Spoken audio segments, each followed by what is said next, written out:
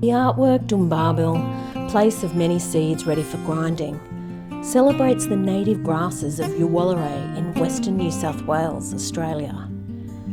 It talks of the seasons and ancient knowledge systems around harvesting, grinding grain and the making of bread, which has been practiced here in Australia for 65,000 years.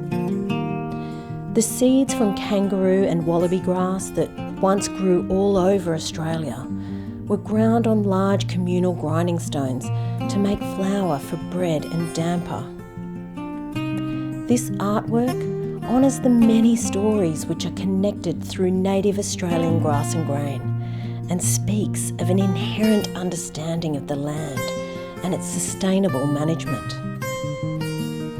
Dhunbarrbil brings the energy of campfire into the kitchen, so breaking bread with family and friends becomes a ritual that is a celebration of the oldest living culture and the world's first bread makers.